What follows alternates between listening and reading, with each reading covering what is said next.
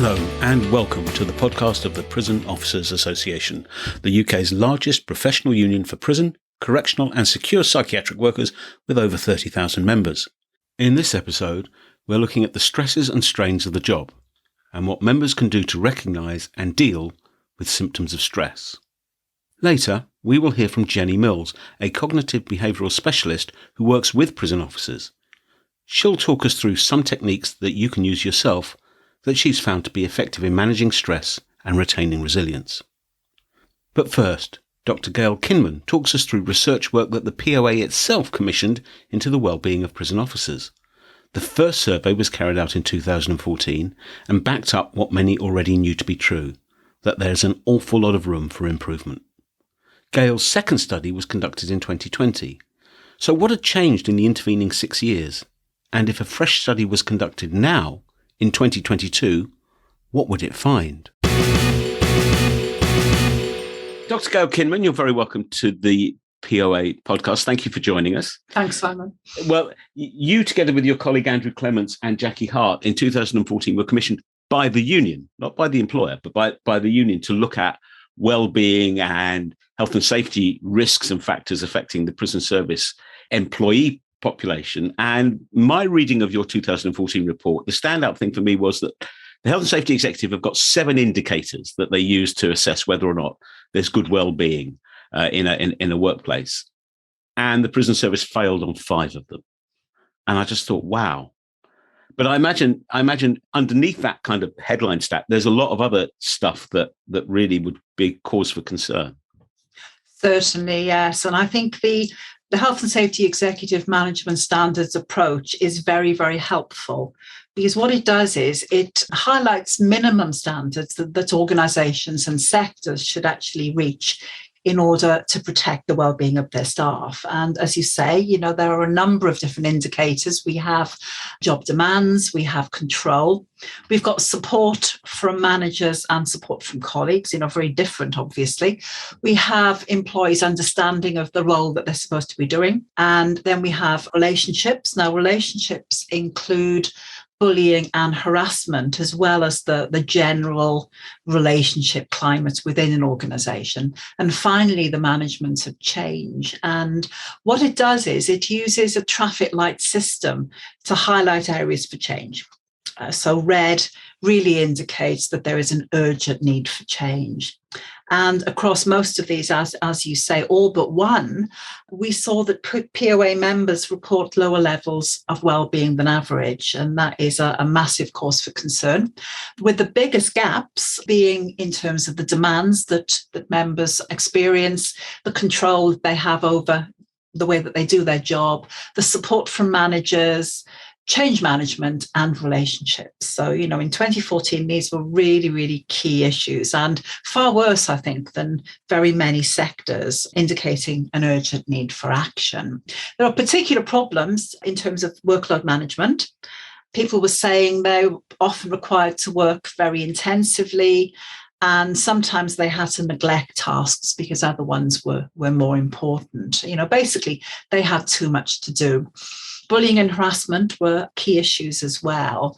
And certainly we found evidence that it was more common in prisons than in other sectors. So again, that was a key cause for concern. But I do have to say that, we do have a positive factor that came out of this work is people's relationship with their colleagues. That was by far the strongest source of satisfaction.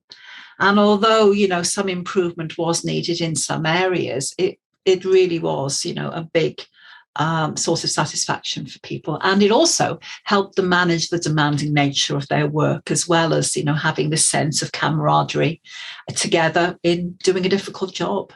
Roll forward 6 years. You and Andrew Clements went back in 2020, almost in a repeat exercise, I guess. What had changed in the intervening 6 years, if anything? That's a difficult question, really, because I think you're right in saying very little had changed, very little positive had happened, and sadly, little notice had been taken, to the recommendations that we made in the previous survey. And also, I do have to say, in the previous survey, we found that mental health was a very serious issue indeed. And the extent of mental health problems in the sector exceeded other very highly stressed and demanding types of work, like medicine, social work, even the armed forces, so that was a major cause for concern. So really speaking, there were no real improvements, some very, very slight improvements, but nothing significant. Demands were still higher than average, support was still lower, relationships still poorer, etc. And change management was still categorised as urgent need for action. Bullying, harassment, still high as well. And unfortunately, there were no improvements in mental health or the incidence of stress-related illness. And I think also, of some concern was the fact that in the 2014 survey, we found that respondents were having problems getting support for their mental health needs. And also, if they'd been exposed to violence and harassment from prisoners, they particularly had problems getting support following that. And, we did have some key recommendations clearly about that. But, there did seem to be no improvement. And there continued to be this stigma of stress-related illness, and lack of support. Yeah, you mentioned violence that staff, POA members are experiences. What had happened in the intervening 6 years about the levels of violence that members experienced? Had there been a noticeable trend in one direction or the other?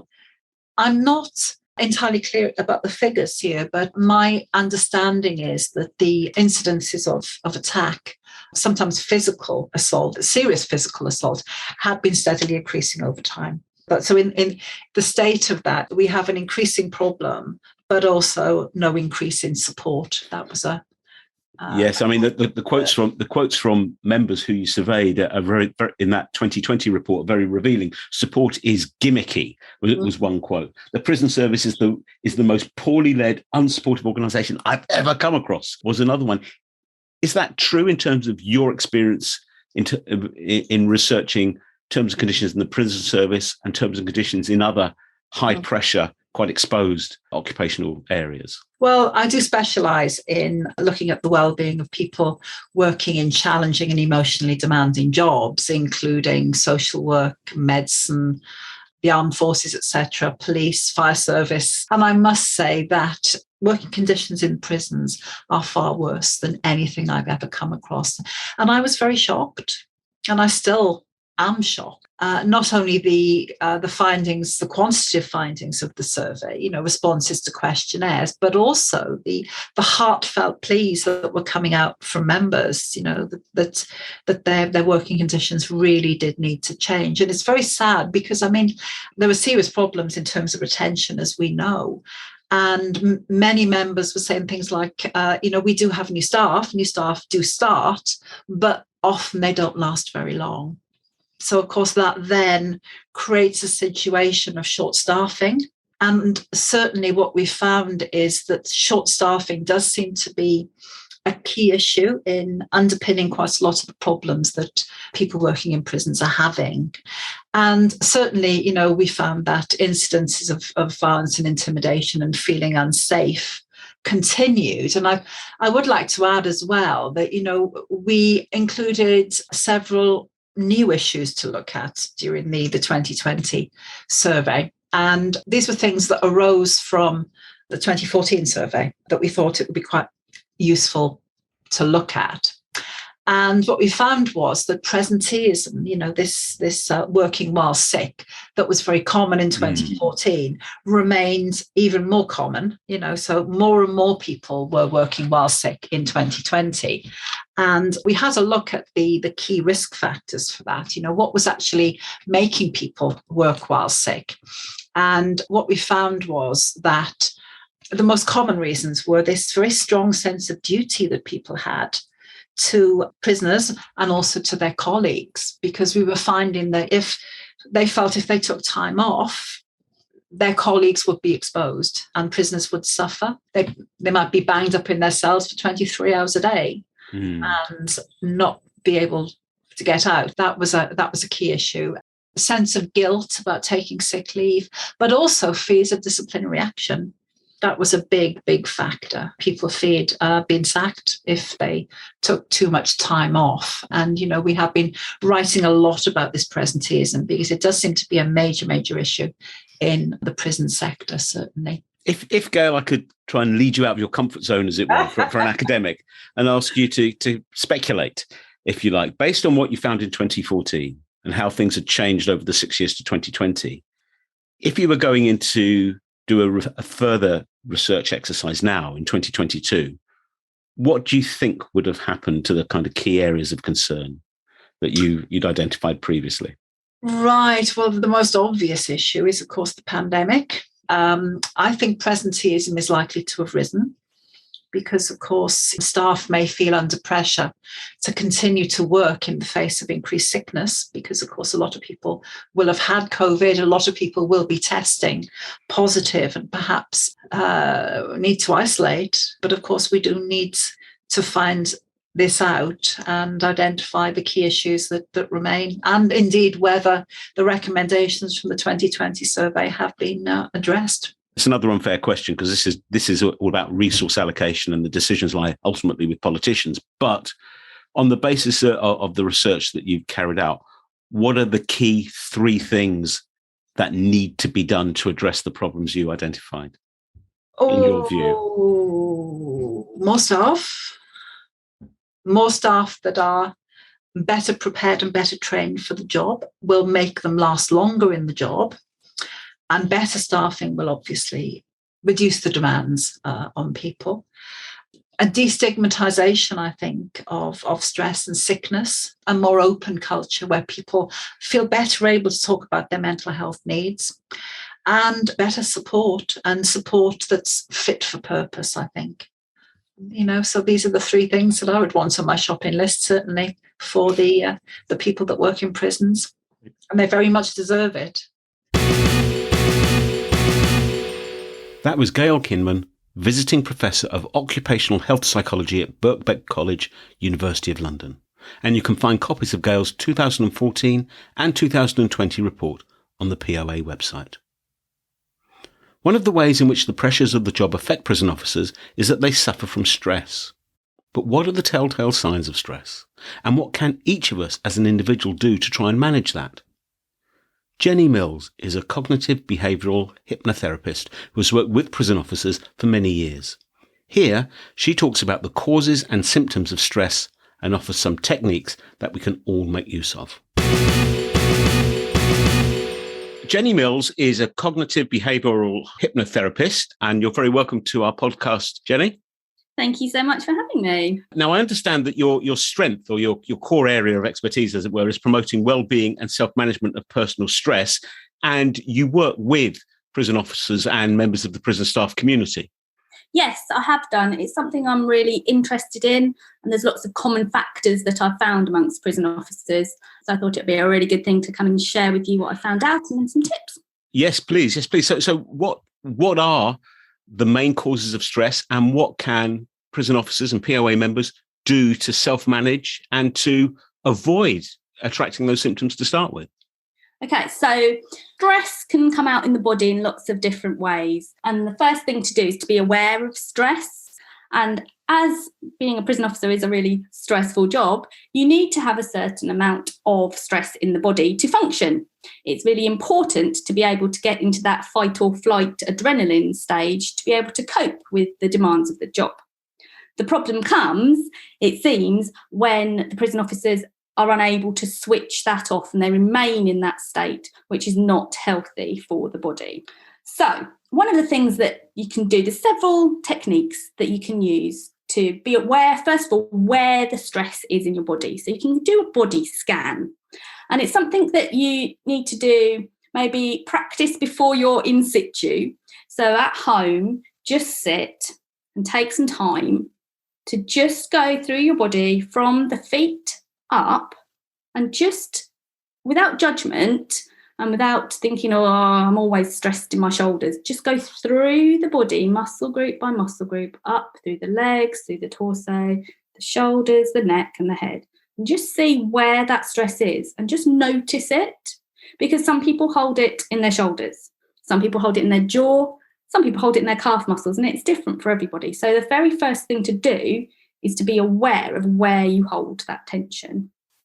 Okay, so you've got that awareness, and like I've got a mental an image of my mind of all our listeners very quietly, conscientiously now doing this, and they've gone from their feet up to about their knees and to the torso. But okay, so once you've located the stress, what then? Well, then there are techniques you can do to release that stress. They are based on breathing, really, because breathing is the thing that you can control in your nervous system to help regulate your body. Because you've either got your fight or flight or your rest and digest. And the thing that you can do to stop it is the breathing. So to breathe, to release tension in the body, is one of the most important things to do. So it's, again, sitting and taking a breath in through the nose, quite a sharp breath. I'll demonstrate for you. It goes, and then holding it and holding it and holding it for about 5 to 7 seconds before just releasing it like a paper bag blowing out with air. So it goes, no effort. So it's really just the opposite of tension is letting go. And I think that's partly where, as a society, we feel we have to, the opposite has to be relaxing, and it's not. The opposite of tension is letting go. And that's really important, I think. So that release can be through breathing, and you can do the body scan with it. So you can start at your feet and tense your feet and take the breath in and hold it and hold it and hold it, and be tensing your feet, holding the tension and holding the tension, holding your breath and the tension, and then release the breath and the tension. Just let go and continue letting go, and let your breathing go back to normal. Let it do whatever it wants. Follow the feeling of letting go. And you do that through all the muscle groups up the body, all the way through the shoulders to the scalp to the eyebrows, and then that will have released a lot of muscular tension, and it will have taken your mind off your stressful day. Right. So really, part of it is you're concentrating on the breathing. You're not concentrating on where you are or what's gone on in the day. You're just concentrating on the breathing and keeping the tension, or checking in with various parts with the various bits of your body as you move up from the feet. Yeah, it's about grounding yourself. So you're not being in the present. So that's part of the cognitive behavioural hypnotherapy part, is focused attention and believed in imagining. So if you're focusing your attention on your breathing and holding of your muscles and releasing your breathing and releasing your muscles, you haven't got any capacity to think about anything else. You are doing self-hypnosis at that point. You are completely involved in what you're doing, and that grounds and settles you mentally, emotionally, and physically. Right. So if that's stress awareness and kind of staying grounded and the breathing stuff, what about things like switching off between shifts? Okay, so switching off between shifts, that's been a really big one that I've found with people, because shift work is hard anyway. Shift work, when you haven't got much time between shifts, can be really hard. Depends what category of prison you're working in. But again, for that, there's a lot you can do with the tension release breathing that I just showed you. But there's also some mental rehearsal of a positive place. And now that sounds really hippie, but some of these things work. It's about imagining a feeling and putting yourself in a situation. So the positive place is, first of all, you get yourself all comfortable, and you will have done some tension release so that your body is relaxed. And then you start to think of a colour, and it could be any colour. And that colour becomes part of what you can see, what you can feel. It goes through your body. Imagine it's filling up all the spaces in your body, flowing out around you, keeping you safe and comfortable and held in a colour. Then you transfer that happy, positive feeling to a place. It can be real, it can be imagined, it can be a memory, it can be sort of a future forecast, something that's going to make you feel really happy. So a holiday or a time when you were with friends and family, feeling really happy and safe. And take that colour with you by counting on a journey from sort of 1 to 5 to get to that place, keeping that positive feeling with you, and then really imagining with all your senses what it's like to be there, noticing things, feeling things, and just being very present in that situation. And that gives you an imagined world where you can switch off. And I mean, so I'm thinking particularly if people are coming off shift, it's been such a mad day, as most days are mad days, and they just can't, they can't switch off. They can't get the energy and the nervousness out of their head. And they're lying there not being able to get to sleep, so they're going to be in no fit state for work the following day. Is the sort of thing you've just described good for that sort of scenario? Yeah, it can be. There's also another thing where your mind is racing and you've got all the thoughts going around, and those thoughts pop up, like pop-up adverts on the internet. They're just popping and popping and popping, and imagine you're like, oh, I shouldn't be thinking about that, and you're just worrying about something, or something from when you were 15 pops into your head, and you just can't stop that process of being in a cycle of thinking. Another good one for that is called Leaves on a Stream, and that's almost like a meditation where you just imagine a stream or a flow of colour or light or a temperature passing by you. And whenever a thought pops up, you put it on that stream. So you can put it on a leaf, you can put it on a particle of light, you can put it in a bubble, and just let it keep going on the stream. And you can notice it. Oh, that's interesting that I remember what I was doing when I was 15, and put it on a bubble and off it goes. And it might pop back up, but do it again and just be noticing and putting them on and letting them go past, because you aren't your thoughts. You are the person experiencing your thoughts. So you don't have to hold them as a feeling. They are an experience. So you can go, oh, thanks for that experience, brain, and put it onto a leaf or a bubble, and off it goes. And just keep doing that. And that process is almost like counting sheep, but a bit more sophisticated. Get your mind to stop doing those things that are not helpful to you. Yeah. I suppose that's particularly the case if the thoughts are negative thoughts. You can just say, I recognise that, and you put it on, as you put it, one of your leaves, and away it goes. Yeah. It's really important to remember that just because you have a thought, it doesn't reflect upon you. It's just a thought you've had, and you can not let it go, but you can place it where it needs to be. It's not part of you, it's something you've experienced, and put it out there. There's another thing you can do as part of that, and that's thought stopping. And thought stopping is where you are, when you're thinking, you're replaying an event or sort of forecasting an event that's about to happen, and it goes round and round, and you keep replaying the same thing and the same scenario over and over again. Thought stopping is where you really pay attention, let it happen, really pay attention to where the thought starts, the negative part of the thought.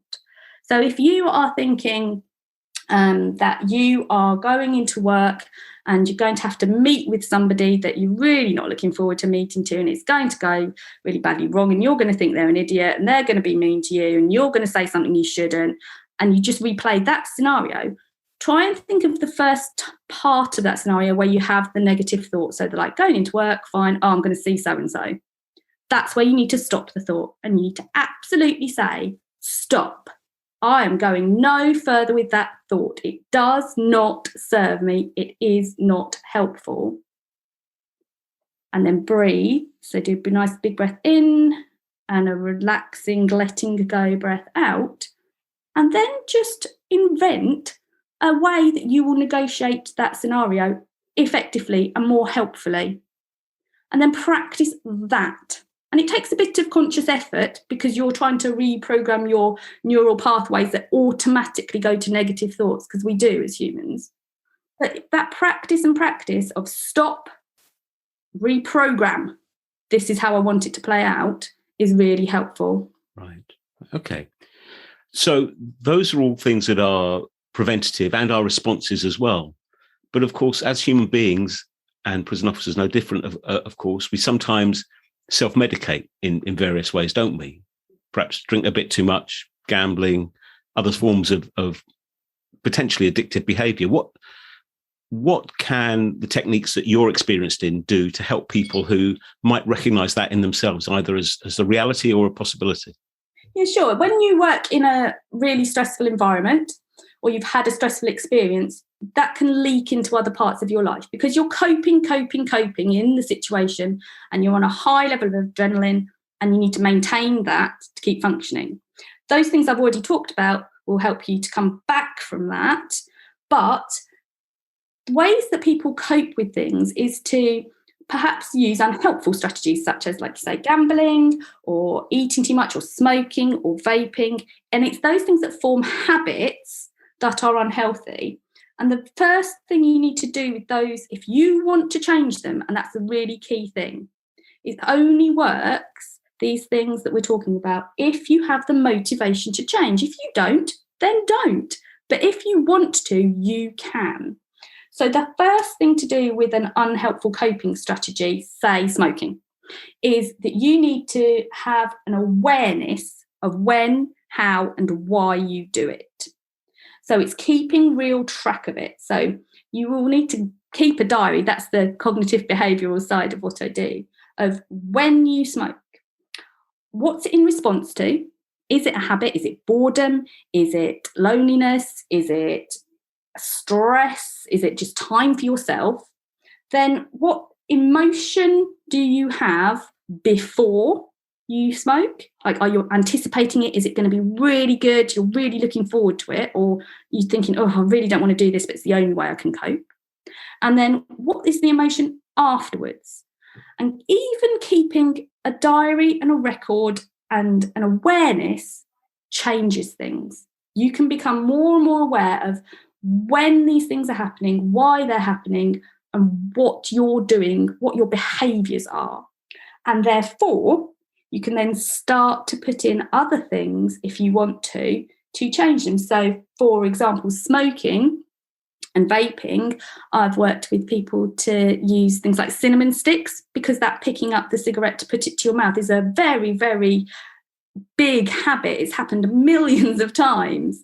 So to keep that habit away from smoking, picking up a cinnamon stick or picking up a cocktail stick, just a competing habit. So if you're drinking alcohol, you become the world's best water drinker. If you are smoking, you become the person who chews the gum. It's just replacing that unhealthy coping strategy with a much healthier one for you. So there we have the complete suite, as it were, of being aware, de-stressing and getting grounded, and breaking out of unhelpful behaviours. Yeah, sure. There's lots of things that you can do with hypnotherapy and the cognitive behavioural hypnotherapy. There's obviously, of course, other people you can see. If you are having so much trouble that these things don't help you, then you need to seek help from counsellors or doctors and more professional medical people, because that's when things can go further than it just being your daily stress. That's when you need to seek help. But these things that we've been talking about are sort of day-to-day tips that can help prevent that burnout if you use them and get used to using them. Well, Jenny, thank you very much indeed for spending time and sharing your insights with the POA audience. You're very welcome. Thank you. As is always the case, you should consult your GP or other appropriate medical professional should you have any concerns about your health. It is a major policy priority of the union to seek safer working conditions and offer the maximum possible protection to members at work. But the union is only as strong as its members, and the more members we have, the louder the union's voice. So if you're listening to this and haven't signed up, speak to your local POA rep or head over to poauk.org.uk to find out how to join and all the information you need about the union and the work it does. Thank you for listening. We hope you like what you've heard and will join us for the next episode of the POA podcast. Thanks and goodbye.